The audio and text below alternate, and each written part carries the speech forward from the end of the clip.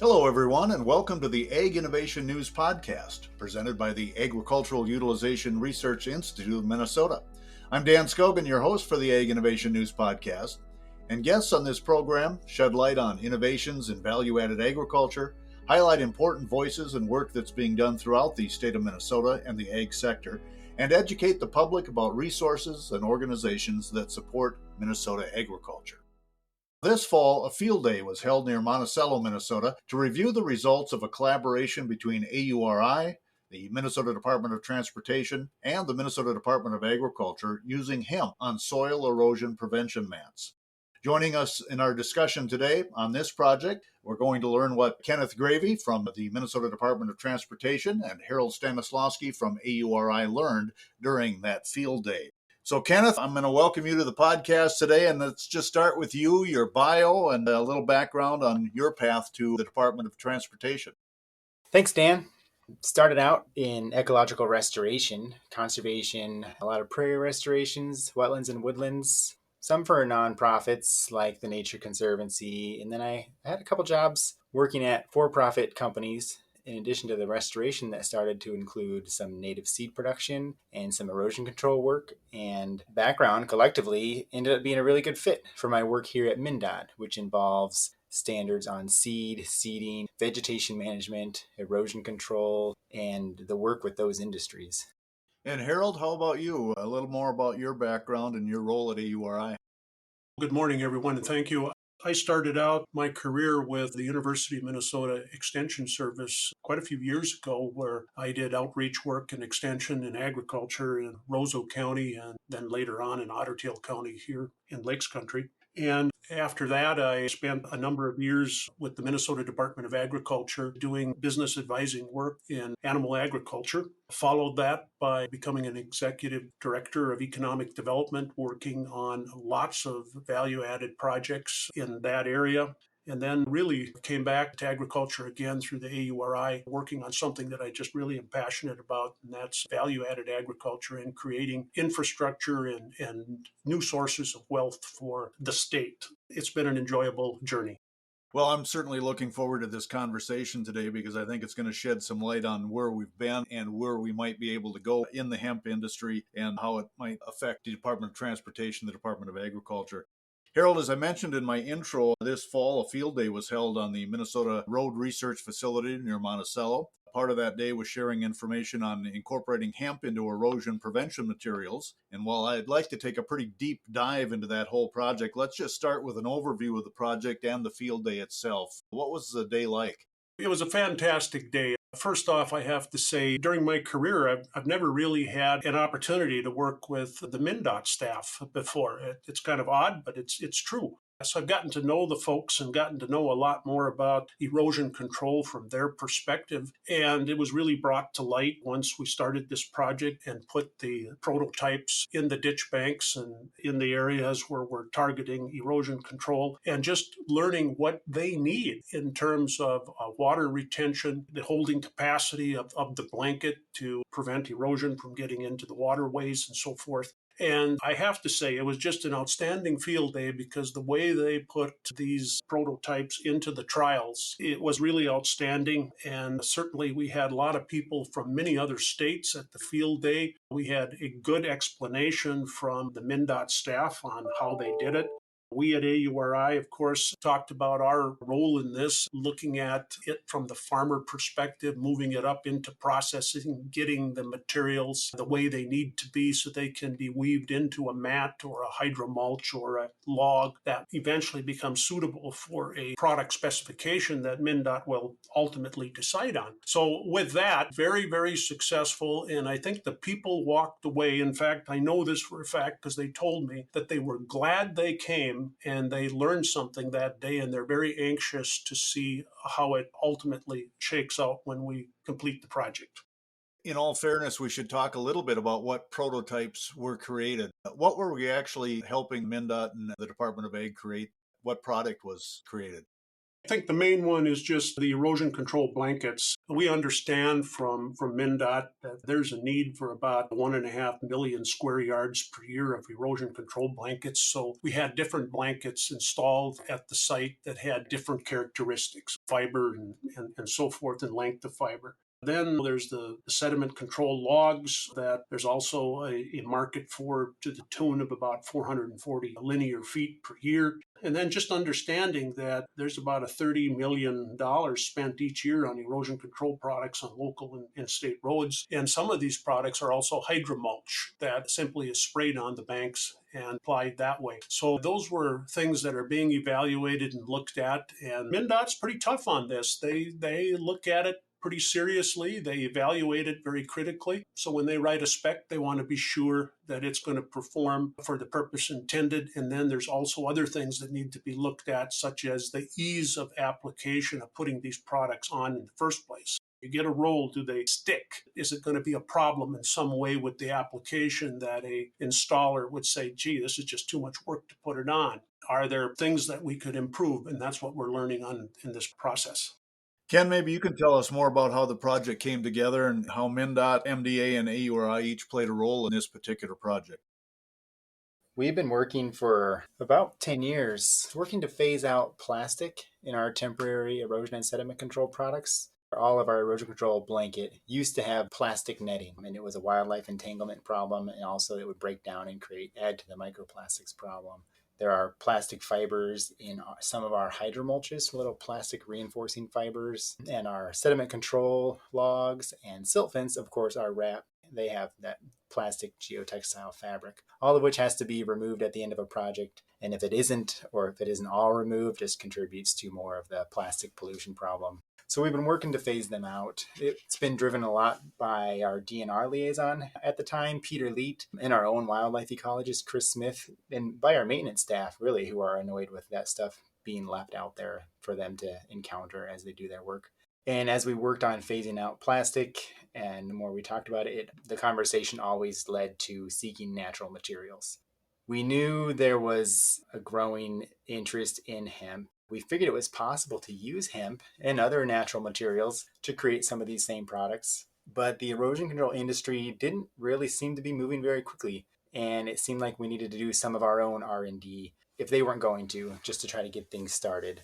I had been working at the time and previously with Tony Cordelet at Department of Ag with noxious weeds, and I knew that he was involved in the hemp permitting program at MDA, and so I started talking to him about it.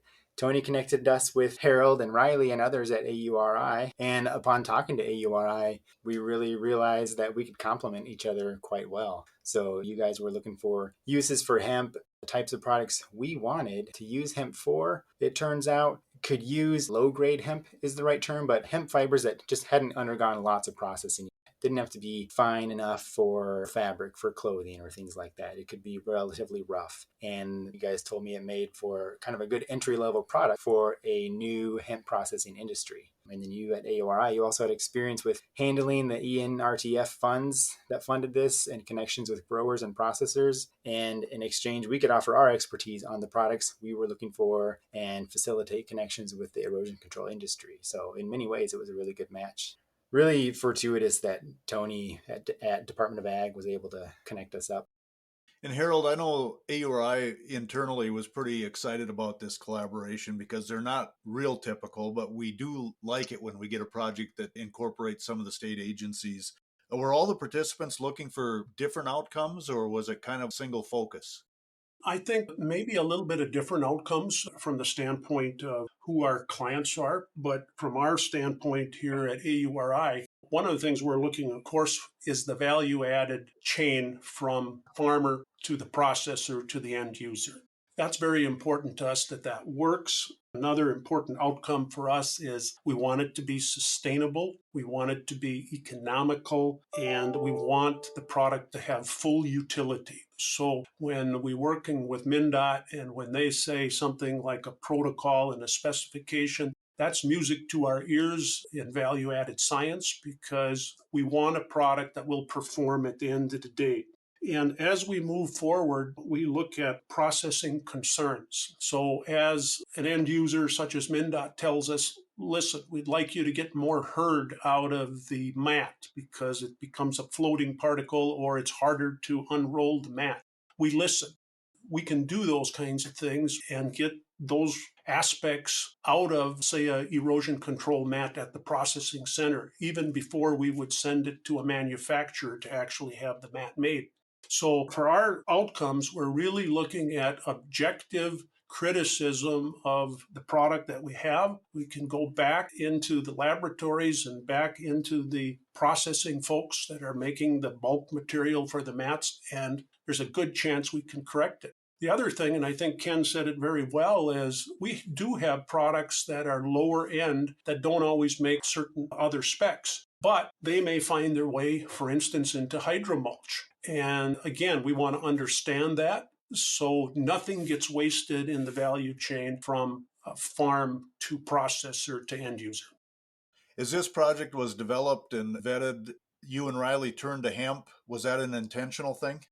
Oh, it was very intentional. When the 2018 Farm Bill got passed and hemp became a legal crop to grow in the United States, it is our duty and obligation and our mission at AURI to start looking into this immediately because it's an approved USDA crop. It'll start at a niche level and then gets into a specialty crop level at a certain time. And once specifications are done and once the market and end users understand that, hey, we have avenues for this and it becomes economical and sustainable, then we have a new commodity crop in the state of Minnesota. So, yep, we were engaged right from the start. And like I say, working with the Minnesota Department of Agriculture was fantastic because they have a lot to say about regulatory issues with hemp. And then finding a partner such as MnDOT is just the perfect combination to get some footing for this industry so that it can develop into all of the other things that it can bring to the table.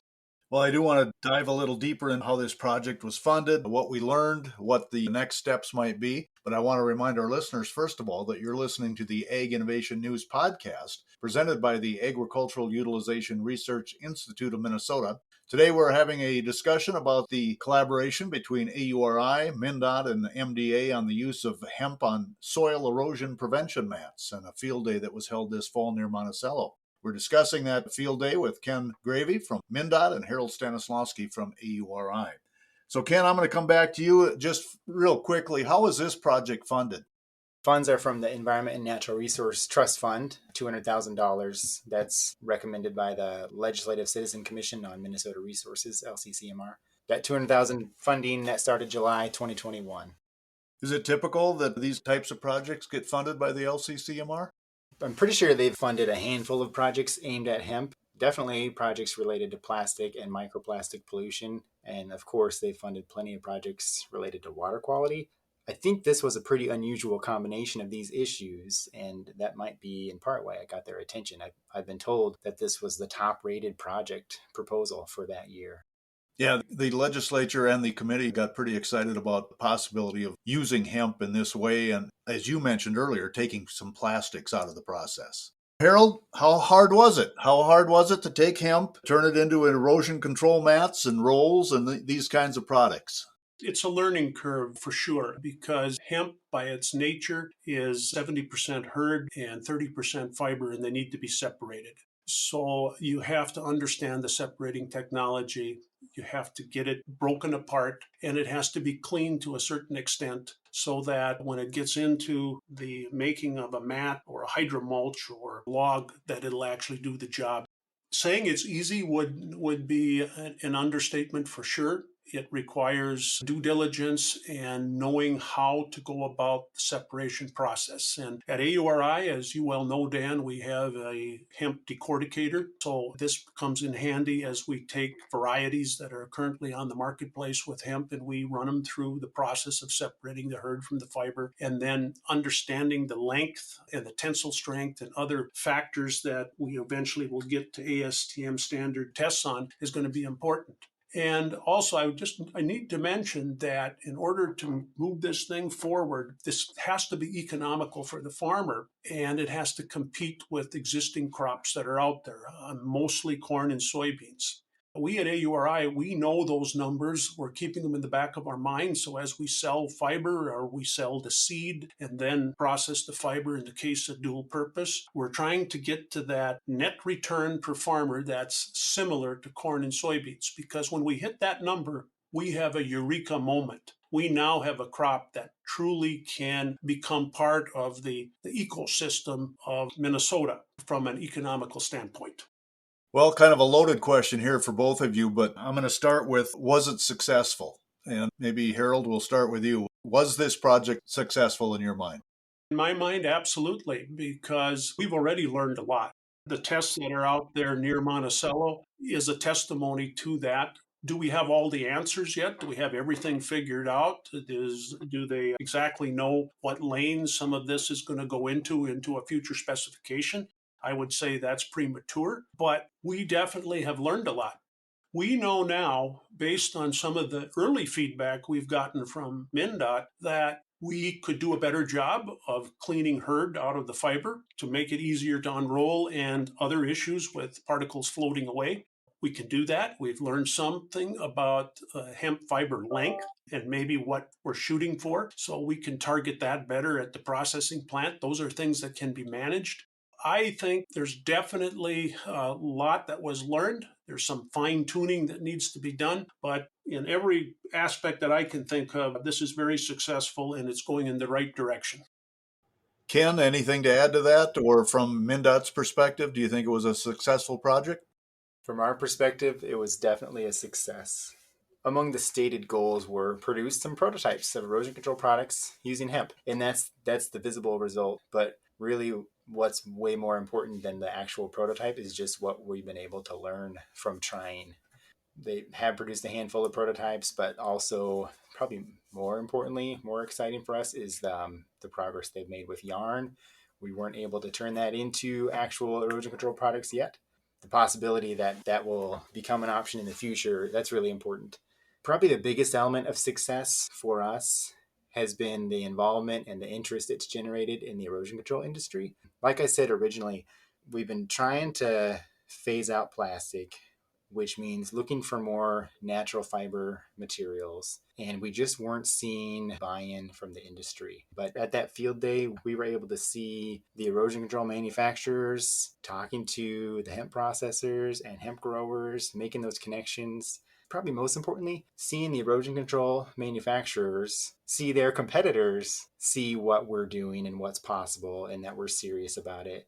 I think that's created a sense of competition among those manufacturers. So now I'm hopeful they're going to be doing some of their own R&D to try to move this forward and figure out how they can be the first ones or the leaders in using hemp and other natural fibers in their products. And then as long as those products can meet specifications, as long as we can write specifications that can allow those products and still meet our needs, everything will come together.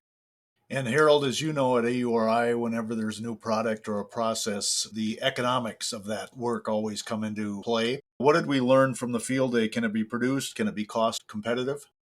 I think we have to wait a little bit to make our final statements on that, but I will say this.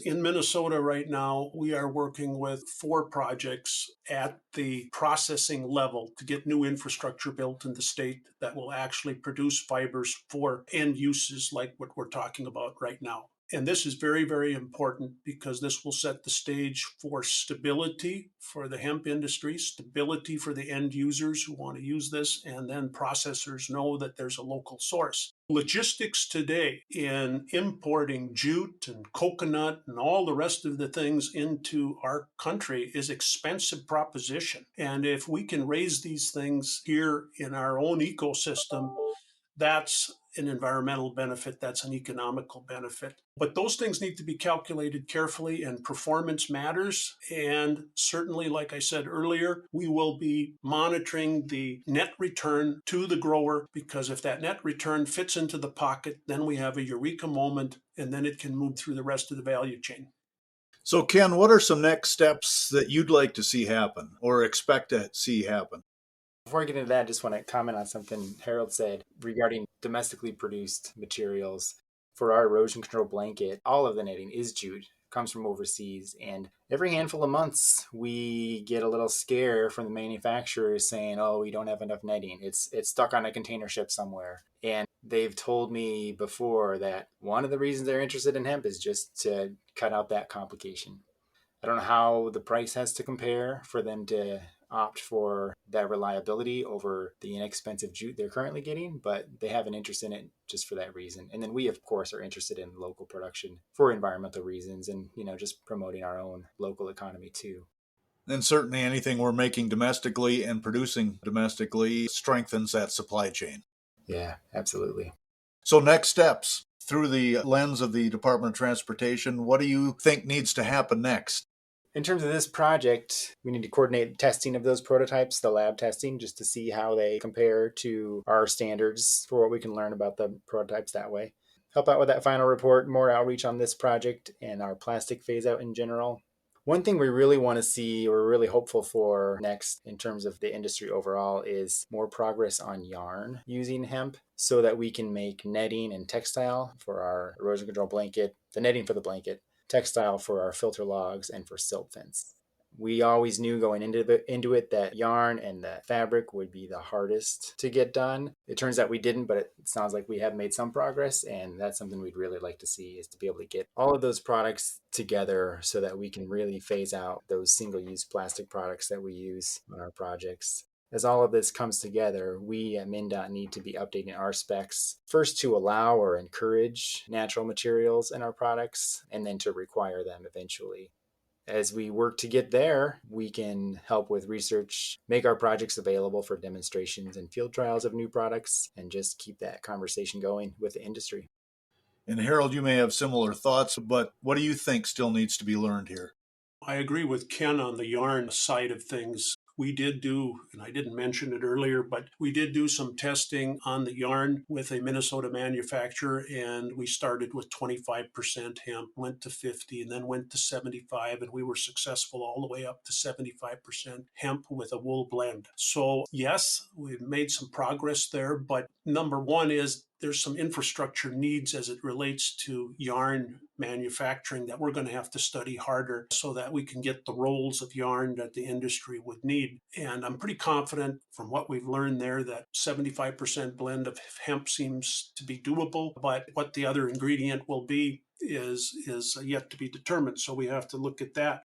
But as we look at next steps, I think these ASTM standards and all of that's important. We need to continue to look at the progress of the trials that have been put out way out till next spring. We want to work with new hemp processing facilities and product manufacturers to get them connected and samples for testing and prototype development as they look at these things. And like I say, we are building infrastructure in the state of Minnesota right now. We have a facility going up in Kimball, Minnesota, north of the city there. So this is a testimony already that industry is responding. They're already building facilities and they're getting ready to take hemp to the next level of value add and then into the marketplace. So lots of work to do, lots of listening to do. We have to listen in order to understand that end users' needs and make the necessary adjustments in processing, and who knows, maybe even at the farm level with a variety change if it needs to happen. But I'm confident that we're going to get there. The nation of Canada had hemp fiber erosion control mats before we did. And so there's a lot we can learn and there's a lot that we can bring to the table. And hopefully we'll have some good products that will meet the needs of, in this case, MnDOT, but all of the other applications that could be promising. And one more thing, I was very excited to know, and Ken, you really helped with introducing us to the manufacturers of these hemp mats here in Minnesota and Wisconsin. We went out to Rice Lake, we looked at their facility and their research farm, all very valuable in the learning process to understand the needs.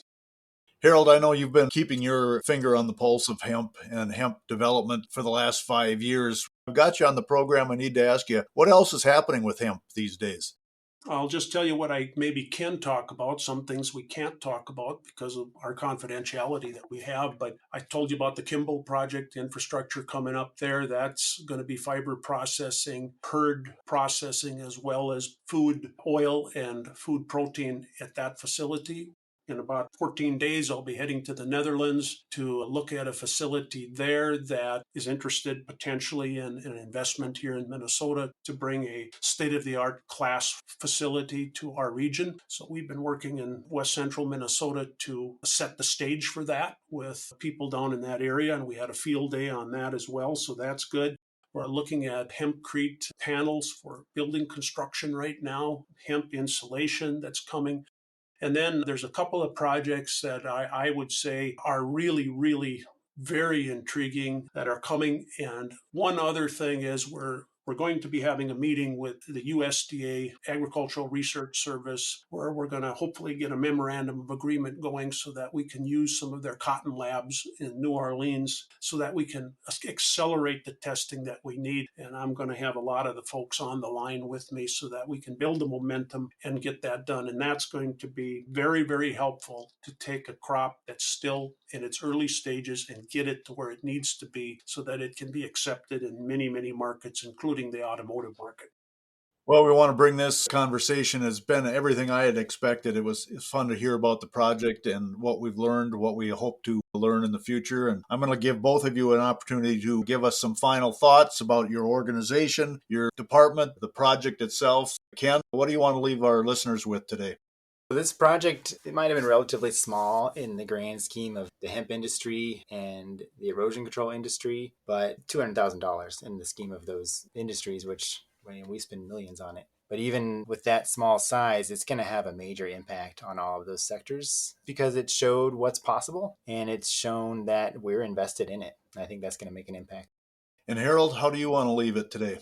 I think AURI is incredibly interested in advancing this hemp sector, especially fiber hemp that would be appropriate to this application that we're involved in right now. So from a value add perspective, hemp has a lot of innovative aspects to it that can bring new product development to the marketplace that can solve problems. And solving problems is one of the things that brings a lot of joy to innovators. So we want to be there for them and assist them.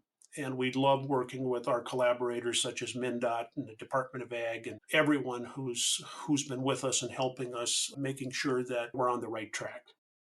Thanks, Ken. Thanks, Harold. Dan, it's good to hear your voice. Lisa, thanks. Ken, great job. Thanks for including me. We've been visiting today with Ken Graeve from the Minnesota Department of Transportation and Harold Stanislawski from AURI, recently collaborating on a project together. I want to thank them for joining us today, and I want to thank you for listening to the Ag Innovation News Podcast, presented by the Agricultural Utilization Research Institute of Minnesota. I also want to thank my podcast crew of one, Lisa Martinez, communications coordinator and editor of this production. To learn more about AURI, visit auri.org.